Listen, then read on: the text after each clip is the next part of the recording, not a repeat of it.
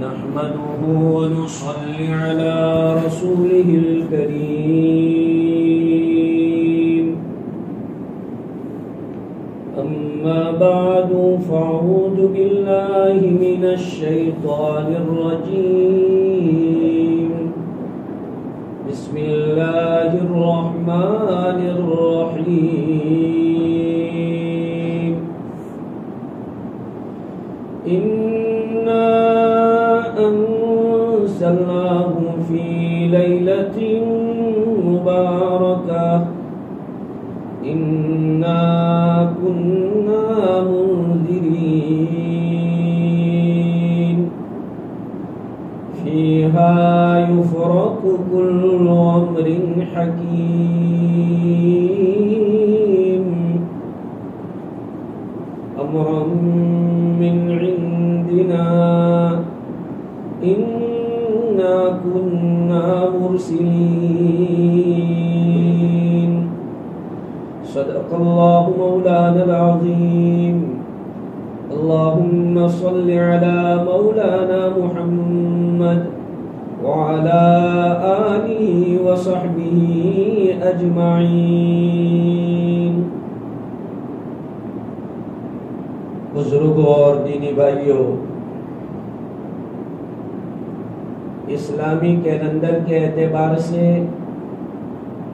شعبان المعظم یہ 8واں مہینہ ہے اور اس کا نام ہے شعبان المعظم. شعبان کے ساتھ معظم کا لفظ لا کر کے بتلایا کہ یہ مہینہ عظمت برکت والا مہینہ ہے، رمضان کی آمد کی بشارت سنانے والا ہے. جیسے آدمی کے گھر شادی ہونے والی ہوتی ہے تو مہینوں سے پہلے اس کی تیاری شروع ہو جاتی ہے. آدمی دکان مکان کی اوپننگ کرنے والا ہوتا ہے تو اس کی تیاری لوگوں کو معلوم ہو جاتی ہے. کوئی بھی ایسا کام آدمی اپنی زندگی میں نیا کرنے والا ہوتا ہے تو پتہ چل جاتا ہے کہ اس کے گھر کچھ روٹین سے ہٹ کے ہو رہا ہے. اسی طرح شعبان کا مہینہ پوری امت پر آ کر رمضان کے خیر و برکت والے مہینے اور عظمت والے دین کے آنے کا پیغام دیتے ہیں کہ اب سارے ایمان والے لوگ اہلت ہو جاؤ کہ اب ایک عظمت والا برکت والا رحمت والا مہینہ تمہارے اوپر سایہ فگن ہونے والا ہے. اس لیے شعبان کے مہینے کو اسلام میں بڑی اہمیت حاصل ہے، خصوصاً اس کی درمیانی رات 15ویں رات جس کو شب برات کہتے ہیں. یہ رات بھی اسلامی ہسٹری کے اندر فضیلت اور عظمت والی رات ہے. اس کو شب برات کا نام دیا جاتا ہے. بزرگوں اور بھائیوں، میں آپ کے سامنے کسی دن یا رات کی فضیلت بیان کر دوں اور آپ نے اس کو سن لیا، اس پر بات پوری نہیں ہو جاتی. بات کا تقاضا یہ ہوتا ہے، اس کا ڈیمانڈ یہ ہوتا ہے کہ جس دن یا رات کی فضیلت بتائی جائے، جس سورت کی فضیلت بتائی جائے، مثلا میں تمہارے سامنے قرآن کی کسی سورت کی فضیلت بیان کروں اور تم جناب سن کے جو ہے واہ کر دو کہ یار کیا فضیلت ہے، لیکن اس کو آپ پریکٹیکلی نہ لائیں تو اس کا کیا فائدہ ہوا؟ اس لیے بزرگوں اور بھائیوں یاد رکھو، کوئی بھی مہینہ، کوئی بھی دن، کوئی بھی رات عظمت و برکت والی حقیقت میں اس وقت ہوگی جب اس کے معمولات کو پریکٹیکلی طور پر انجام دیا جائے گا. تو شب برات اور شعبان کے مہینے کی فضیلت اس سے ثابت ہوتی ہے کہ رسول اکرم صلی اللہ علیہ وسلم نے ارشاد فرمایا شعبان شہری، شعبان میرا مہینہ ہے. حضور علیہ الصلوۃ والسلام کی طرف کسی چیز کی نسبت ہو جانا یہ کوئی معمولی چیز نہیں ہے. آپ نے جس کھچر پر سواری کی ہے اس کھچر کی قیمت دنیا کی بڑی سے بڑی سواری سے بھی جو ہے کہیں زیادہ مہنگی ہے. آپ نے جو جوتے پہنے وہ دنیا کے قیمتی تاج سے بھی بہتر ہے، کیونکہ نبی اکرم صلی اللہ علیہ وسلم کے ساتھ جس چیز کی نسبت ہو جاتی ہے، فور ایگزامپل مثلا آپ قرآن مجید کو جس جزدان میں رکھتے ہیں، بات تو یہاں آ کے بن جاتی ہے. آپ کہتا مولانا کبھی بھی جو ہے کچھ اچھا بولتے نہیں، کمپلین ہی کرتے رہتے ہیں، تو بات تو یہی آ کے بنتی ہے کہ جزدان کے اندر قرآن رکھتا بھی کون ہے؟ ہاں، موبائل کے لیے کور مہنگے لائے گا، مہنگے سے مہنگا 200 روپے والا، اور بولے گا اوریجنل. اور جزدان کے لیے پھٹا پرانا کپڑا بھی چلے گا. آدمی ٹی شرٹ پہنتا ہے سمبول والی اور بالکل اوریجنل، اور 1000 اور 1500 اور 2000 کی ٹی شرٹ، لیکن قرآن مجید کو رکھنے کے لیے جزدان، اولاً تو جزدان استعمال ہی نہیں کرتے. بزرگوں اور بھائیوں، میں اگر شرٹ نہ پہنوں تو میں کیسا لگوں گا؟ آدمی آپ کھلی باڈی میں ہوں گے، آپ اوپن ہوں گے تو کیسے لگے گی؟ تو قرآن کو اوپن رکھتے ہیں، آپ اس کو جزدان میں رکھیے، کپڑے میں لپیٹ کے رکھیے، بات دوسری جگہ چلی جائے گی. لیکن بات یہ ہے کہ جزدان آپ کو پڑا ہوا ملا، تو جو دیندار آدمی ہوگا کیا کرے گا؟ اس کو اٹھائے گا، جھٹکے گا، اس کو لگائے گا، چومے گا، اور چوم کر کے پھر اس کو احترام کے ساتھ رکھے گا. بھائی کیوں؟ اس میں قرآن رکھا جاتا ہے. اور کسی کا ہینڈ کرچیف مل گیا آپ کو تو اولن تو کوئی اس کو اٹھائے گا ہی نہیں، اور اٹھائے گا تو بھی اپنے پیر سے لات مار کے اس کو یوں کر دے گا. کپڑا یہ بھی ہے، کپڑا یہ بھی ہے، لیکن دونوں کپڑوں میں فرق ہو گیا کہ ایک کپڑے میں عظمت والی چیز رکھی جاتی ہے تو اس کا ویلیو بڑھ گیا. یا سمجھو، یہ مثال سمجھ میں نہیں آئی تو دوسری مثال، مثلا یہ جماعت خانہ ہے، رینوویشن کا کام کرنا ہو تو یہاں سے جو پتھر نکالیں گے، یہ پتھر، تو آپ کو مفتی کو پوچھنا پڑے گا کہ یہ پتھر کام کیا کرے. کیوں؟ اس پر لوگوں کے سجدے ہوئے ہیں، اور اس کو جو ہے ادھر ادھر ڈال بھی نہیں سکتے. اس کو باقاعدہ احترام کے ساتھ ایک جگہ پر لے جانا پڑے گا. جبکہ اور کسی جگہ کا آپ نے جو ہے اس کو ڈیمولائز کیا، اس کو توڑ دیا، ختم کر دیا، تو اب آپ اس کو کسی بھی جگہ ڈال سکتے ہیں. پتھر یہ بھی ہے، پتھر وہ بھی ہے، لیکن اس پتھر پر اللہ کی نسبت پر سجدہ ہوا تو یہ پتھر قیمتی بن گیا. یہ ممبر یہ پتھر والا ہے، اگر اس کو توڑا جائے تو یہ ریسپیکٹڈ ہو گیا. اس کے پتھر جو ریسپیکٹڈ ہو گئے، اس کو ادھر ادھر ڈالا نہیں جائے گا. کیوں؟ نسبت. تو نسبت سے چیز کا ویلیو بڑھ جاتا ہے. ایک آدمی، ایک آرڈینری آدمی کا کوئی آدمی پیون ہوتا ہے تو اس کی اتنی قیمت نہیں ہے، لیکن ایک بڑا آدمی ہو اور بڑے آدمی کا آدمی پیون ہوتا ہے تو اس کی پتے والے کی بھی قیمت ہو جاتی ہے کہ یار یہ تو وہ آدمی کا پیے ہے، اس کی بہت زیادہ ویلیو ہو جاتی ہے. تو نسبت سے چیز بڑھ جاتی ہے. رسول اکرم صلی اللہ علیہ وسلم نے شعبان کی فضیلت یہ بیان فرمائی کہ شعبان الشہری، شعبان میرا مہینہ ہے. بلکہ ہمارے علماء نے تو شعبان کو قرآن کا مہینہ کہا ہے کہ شعبان قرآن کا مہینہ ہے، کیونکہ حافظ قرآن آنے والے رمضان کی تیاری شعبان سے شروع کر دیتے ہیں، اس لیے اس کو قرآن کا مہینہ کہا گیا ہے. شعبان کا مہینہ بہت زیادہ عظمت والا، اور اس کی جو رات 15ویں رات آتی ہے وہ بھی برکت والی، عظمت والی. قرآن مجید میں جو آیت میں نے آپ کے سامنے پڑھی 25ویں پارے کی سورہ دخان کی آیت ہے، اس میں فی لیلۃ مبارکہ کا جو لفظ آیا ہے، اس سے مفسرین میں سے بعض حضرات کا یہ کہنا ہے کہ یہاں لیلۃ مبارکہ سے 15ویں شعبان کی رات مراد ہے. اور حدیثیں تو اس کے اوپر ایک درجن ہے.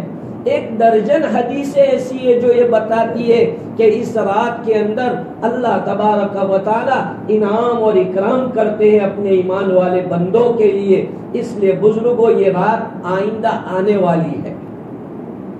اور اسلام میں رات شروع ہوتی ہے جیسے مغرب ہوتی ہے.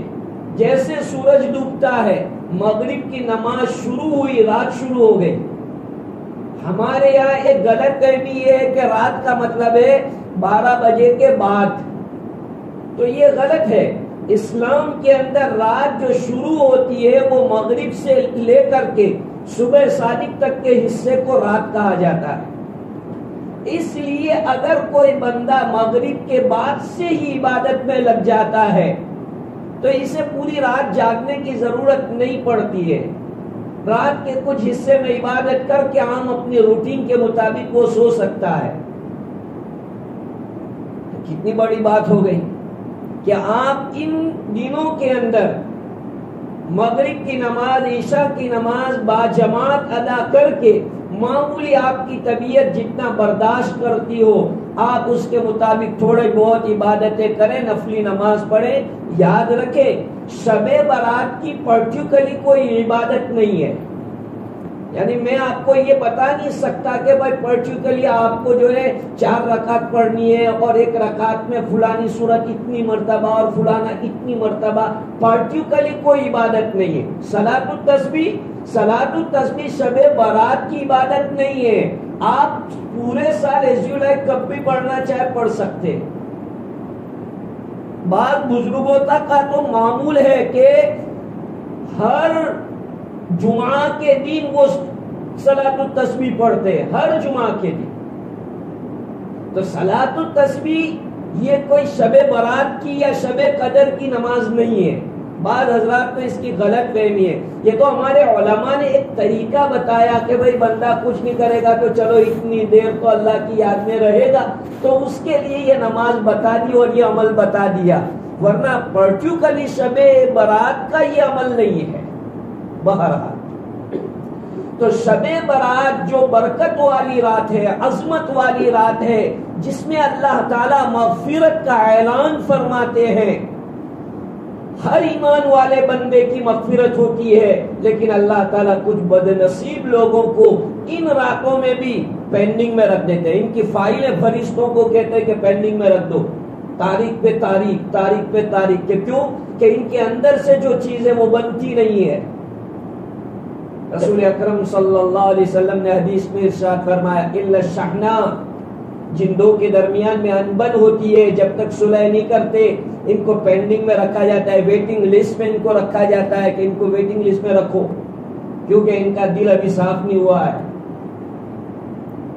تو خصوصاً رشتہ داروں کے ساتھ معافی مانگ لو. ریلیشن شپ جس کے ساتھ کلوز ہوتی ہے بولنا چالنا ہو جاتا ہے, دوستوں میں فرینڈ سرکل میں بولنا چالنا ہو جاتا ہے, لیکن اس کو رائے کا پہاڑ نہیں بنانے کا. ہمارے حافظ ضامن شہید رحمت اللہ علیہ کو کسی نے پوچھا کہ یار ہم 2 دوست ہیں اور ہمارا جھگڑا بہت ہوتا رہتا ہے. تو کہا کہ تمہارا جھگڑا ہوتا ہے؟ کہاں جھگڑا ہوتا ہے. اچھا پھر جھگڑا ہو جانے کے بعد پھر ایک ہو جاتے ہو؟ کہاں اور ایک ہو جاتے ہیں. کہ تو تمہاری ریئل دوستی ہے, ریئل دوستی ہے. جھگڑا بھی نہ ہو وہ بھی دوستی نہیں ہے, سرما سرمی ہے. دوستی میں جھگڑا بھی ہوتا ہے, بولنا چلنا بھی ہوتا ہے, اور پھر دونوں مل جاتے ہیں. حضرت حافظ ضامن شہید نے یہ مثال بتائی کہ جیسے درخت ہوتے ہیں, ہوا آتی ہے تو وہ 2 درخت ایسے ٹکراتے ہیں, پھر ہوا ٹھنڈی ہو جاتی ہے تو وہ درخت اپنی جگہ پہ ہو جاتے ہیں. اسی طریقے سے دوستانہ ہوتا ہے. تو اس کو جو ہے دل کے اندر بٹھا کے رکھنا, دماغ کے اندر اس کو بٹھا کے رکھنا, اور ایسی برکت والی راتوں کی برکتوں سے محروم ہو جانا. اسی طرح جو ہے رشتہ داریوں کے اندر کچھ انبن ہو جاتی ہے تو یہ بہانہ ہوتا ہے, اس بہانے سے دعا سلام کر لینے, اور پہل اپنے کرنے کی وہ کرے کہ نہ کرے, اپنے اللہ کے لیے پہل کرنے کی. اس میں کوئی ویلیو ڈاؤن نہیں ہوتا. ایسا نہیں سمجھنے کا کہ یار میرا ویلیو ڈاؤن ہو جائے گا میں معافی مانگوں گا. تو بھائی کے ساتھ انبن ہو گئی, فون گھماؤ, اور اگر باہر ہے تو یہاں ہے, آپ آسانی سے اس کے گھر جا سکتے ہو تو گھر جا کے دعا سلام کر کے مصافحہ معانقہ کر کے آ جاؤ. اور اگر پردیش میں ہے تو فون گھما کر دعا سلام کر لو کہ بھائی بولا چلا معاف کرنا، دیکھو انشاءاللہ اب نئی زندگی گزارتے ہیں۔ یہ ہر سال اللہ پاک موقع دیتے ہیں ہم کو ہمارے تعلقات کو صحیح کرنے کا، ہماری رشتہ داریوں کو صحیح کرنے کا۔ بزرگوں، مجھے بہت یہ بات شرم آتی ہے کہ ہم ہر چیز میں سیلفش بن چکے ہیں، ایون نیکی کے کام میں بھی ہم اپنا فائدہ ڈھونڈتے ہیں کہ میرا فائدہ کیا، میرا فائدہ۔ کوئی بھی کام، ہم کوئی بھی قدم اٹھاتے تو سب سے پہلے آدمی کے دماغ میں آتا ہے میرا فائدہ کیا۔ اتنا سیلفش۔ نیکی کے کام میں آدمی ایسا سوچ، ارے بھائی اللہ تم سے راضی ہو، اس سے بڑھ کے کوئی فائدہ ہے؟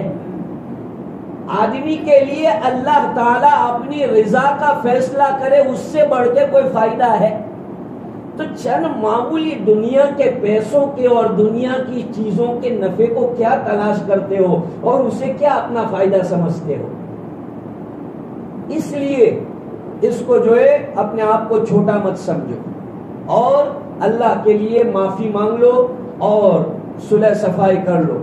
چاہے سامنے والا اپنے کردار پہ رہے وہ جانے، لیکن آپ اپنا کردار بتاؤ، آپ اپنا سینہ اس کو بتاؤ کہ دیکھو میرا دل کتنا وسیع ہے، تم نے میرا کتنا انسلٹ کیا تھا، فیملی انسلٹ کیا تھا، سوشل انسلٹ کیا تھا میرا، لیکن کوئی بات نہیں، اللہ عزت دیتے ہیں۔ یہ ذہن میں رکھو، کوئی بھی آپ کا سوشل انسلٹ کرے، فیملی انسلٹ کرے، پروفیشنل انسلٹ کرے تو آدمی کو مایوس نہیں ہونا کہ یار میرا تو انسلٹ ہوتا رہتا ہے۔ ارے اللہ کے یہاں انسلٹ نہ ہو، بس اسی کا سوچو۔ انسانوں کی انسلٹ کیا ہے اور انسانوں کا جو ہے رسپیکٹ کیا ہے، انسانوں کی اس کا کوئی اعتبار نہیں۔ آج جو تمہاری تعریف کر رہا ہے کل کو وہ تمہاری برائی کرے گا، کچھ ایسا ہو گیا تھا۔ اور آج جو تمہاری برائی کر رہا ہے، جب تمہاری شخصیت اس کے سامنے کھل کے آئے گی، تمہارا بیو اور تمہارا اندر کا جذبہ جب اس کے لیے سامنے آئے گا تو وہ لوگوں کے سامنے کان پکڑے گا کہ یار یہ تو آدمی ہے یار، اس کے پیچھے تو میں کتنا برا بولتا تھا لیکن دیکھ کیسا نکلا یہ تو انسان کا کوئی، کیونکہ انسان کی عقل اتنی مکمل ہے ہی نہیں۔ تو سب سے پہلی بات، اگر اس رات میں آپ گولڈن چانس اللہ کی طرف سے لینا چاہتے ہیں تو میری ایک معمولی سی ریکویسٹ آپ ایکسپٹ کر لو، اللہ آپ کا بھلا کرے گا اور میرا بھی اللہ بھلا کرے گا۔ اتنی ریکویسٹ آپ کہ اگر آپ کا کسی کے بھی ساتھ کوئی بھی مومن بندہ، مومنہ بندی کوئی بھی ہے اور ریلیٹیو ہے تو بہت زیادہ، ان کے ساتھ آپ صلح صفائی کر لو اور بول چال شروع کر دو۔ اگر بول چال نہیں ہے بول چال شروع کر دو، اور اگر آپ کا کنڈیشن ہے تو کچھ اس کو دے دکھا کر اس کا دل خوش کر دو، اور دل خوش کر کے پھر اچھے سے، تاکہ اس رات کی برکت سے محروم نہ ہو جائیں۔ میرا مقصد سمجھو آپ میں کیا آپ کو سمجھانا چاہتا ہوں کہ اگر آپ نے اس رات میں ایسا ہی انبن رکھا، ایسا ہی انبن بھائی بھائی کے ساتھ، بہن کے ساتھ، چاچا کے ساتھ، ماموں کے ساتھ، پھوپھی کے ساتھ، سسر کے ساتھ، ساس کے ساتھ، سالی کے ساتھ، سالے کے ساتھ، یہ سارے رشتے، تو ان رشتوں میں سے اگر کسی رشتے کے ساتھ آپ نے اس طرح کی گڑبڑی رکھی ہے تو اللہ رب العزت کا تو کیا بگڑے گا، اللہ تو فرشتے کو کہیں گے کہ اس کی فائل ہٹاؤ، اس کو ہٹا دو، فرشتہ وہ فائل ہٹا کے رکھ دے گا، اب آئندہ 15 شعبان پہ کیس چلا جائے گا۔ اس لیے بزرگوں اور بھائیوں، سب سے پہلی بات جو حدیث پاک میں اللہ کے رسول نے فرمائی، الا الشحناء یغفر لکل مومن الا الشحناء، جس کے دل میں کینہ ہوتا ہے، دشمنی ہوتی ہے، بغض ہوتا ہے، اللہ اس کی مغفرت نہیں کرتے۔ دوسری چیز، مدمن خمر، شراب کا عادی، شراب کا عادی۔ دیکھو میں میرے لفظوں پر آپ غور کرنا، میں جو بول رہا ہوں، شراب کا عادی۔ ایک آدمی پہلے شرابی تھا، توبہ کر لیے، کوئی مسئلہ نہیں، کسی وقت کسی دوست نے بدماشی کر کے پلا دی، کوئی مسئلہ نہیں، محروم وہ رہتا ہے جسے لت پڑی ہوئی ہے، عادت پڑی ہوئی ہے. اور یاد رکھو، بہت اچھی طرح سے میری بات سنو میرے نوجوان بھائیو، شراب مطلب شراب نہیں، کوئی بھی نشے والی چیز، کوئی بھی چیز جو آپ کو نشہ چڑھاتا ہے، کوئی بھی چیز. شراب کا مطلب یہ نہیں کہ ڈرنک آپ جو کرتے وہی، کوئی بھی، چاہے گانجا ہو، چاہے کوئی اس طرح کا پردارتھ ہو جس کو لینے سے آدمی نشے میں آ جاتا ہے، جیسے برسٹول میں ہوتا ہے، انجیکشن میں ہوتا ہے، یا کسی اور چیز کے اندر ہوتا ہے، آدمی اس کو لے کر، جیسے ہمارے نوجوان بھائیوں کو اگرچہ جو ہے بعض مرتبہ یہ ہم فلیور والے جو چیزیں لیتے ہیں یہ جائز درجے کی ہوتی ہے، لیکن شیطان اس راستے سے دوسری طرف لے جاتا ہے. یہ فلیور والے جو ہیں اس کو آپ لیتے ہیں، وہ جائز تو ہے، کوئی مسئلہ نہیں ہے. جیسے شادی ہوتی ہے یا کوئی اور فنکشن ہوتا ہے تو ہمارے نوجوان بھائی تھوڑا انجوائے کرتے ہیں، کوئی مسئلہ نہیں ہے، جائز ہے، آپ انجوائے کر سکتے ہیں. لیکن یہی چیز، یہ پہلا اسٹیپ ہے، اور شیطان آپ کو دوسرے اسٹیپ پر لے جائے گا، پھر تیسرے اسٹیپ پر لے جائے گا، اور اس طرح آپ کو شراب کی ہیبٹ ڈالے گا. کبھی بھی یاد رکھو میری یہ بات، آپ کے دل و دماغ میں بٹھا لو، ایک دم کبھی بھی شیطان آپ کو شرابی نہیں بنائے گا، کبھی نہیں بنائے. وہ جانتا ہے کہ یہ جماعتوں میں جاتا ہے، یہ مجیدہ جماعت میں بیٹھتا ہے، یہ بیانات سنتا ہے، یہ مسجد کا عادی ہے، یہ کیسے شرابی بنے گا؟ وہ شرابی بنے گا اسٹیپ بائی اسٹیپ. اس لیے بھائیو، نشے والی چیزوں سے پرہیز کرو. اگر آدمی نشے والی چیز سے پرہیز نہیں کرتا تو اس رات کے اندر آدمی مغفرت سے محروم. اور دوسری بات بتاؤں، اللہ معاف کرے مجھے، آپ کو سب کو، بہت ڈینجر بات ہے لیکن آپ کو سننی پڑے گی اور دماغ میں بٹھانی پڑے گی. اگر نشے والا آدمی ہے تو مرتے وقت اس کو کلمہ نصیب نہیں ہوتا ہے، وہ آدمی دنیا سے بغیر کلمے کے چلا جاتا ہے. اس لیے بزرگوں بھائیوں، کوشش کرو اس بات کی کہ یہ عادت، بری عادت جس سے آپ کی ہیلتھ کا نقصان ہے، لکھا ہوا ہوتا ہے injurious to health, cigarette smoking injurious to health لکھا ہوا ہوتا ہے، پھر بھی ہمارا نوجوان اسموکنگ کرتا ہے. تمباکو پر لکھا ہوا ہوتا ہے، اس کے پوڑیوں پر لکھا ہوا ہوتا ہے، ہر جگہ پر انجوائز ٹو ہیلتھ لکھا ہوا ہوتا ہے، پھر بھی ہم لوگ نشے میں ایسے مست ہوتے ہیں کہ نہ ڈاکٹر کی سنتے، نہ فیملی کے ہیڈ ممبر کی سنتے، نہ استاد کی، نہ مولانا کی، نہ کسی کی. ہم اگر سنتے ہیں تو باس اپنا شیطان اور اپنا نفس جو دل میں بیٹھا ہوا ہے اس کے ہم سنتے ہیں کہ بھائی نفس ہمارا سب سے بڑا باس ہے، ہم تو اس کی سنیں گے. نوجوانوں، ایسا دماغ مت رکھو، اپنے بڑوں کے سننے کے عادی بنو. اگر آپ اپنے فیوچر کو روشن بنانا چاہتے ہیں تو اپنے بڑوں کی بات سننے کے عادی بنو. اپنا مزاج بناؤ، ایکسپٹیبل مزاج بناؤ، کہ تمہیں جو کہا جائے اسے آپ ایکسپٹ کرنے والے بنو. تو یہ چیز کہ آدمی نشے کے حالت میں ہوتا ہے یا نشے کا عادی ہوتا ہے تو اس کی مغفرت اس رات میں نہیں ہوتی. اور بھی حدیثوں میں بہت سارے حضرات بتائے گئے ہیں، تو ہم کو کوشش کرنی چاہیے کہ یہ برکت والی، عظمت والی رات جو آ رہی ہے، وہ رات ویسے بھی تو گزر جائے گی، لیکن کوشش کریں کہ اللہ تعالیٰ کی عبادت میں اور قرآن کی تلاوت میں، ذکر میں، نفل نماز میں، انڈیویجولی آدمی کو عبادت کرنے کی ہے. اجتماعی ٹولے گریڈنگ کی شکل کے اندر مسجدوں میں نہیں بیٹھنا چاہیے. جو ہمارے یہاں ہمارے نوجوانوں کو عادت ہے گریڈنگ کی، سوشل گریڈنگ جو ہوتا ہے کہ ہوٹلوں کے اندر، بازاروں کے اندر بائکیں لے کر کے جو اسٹیشن سے لے کر کے بائی پاس سے لے کر اسٹیشن، اور یہ جو ایک ریسٹ والی جو ہوتی ہے، یہ سب چیزیں جو ہے یہ رات میں نہیں ہے.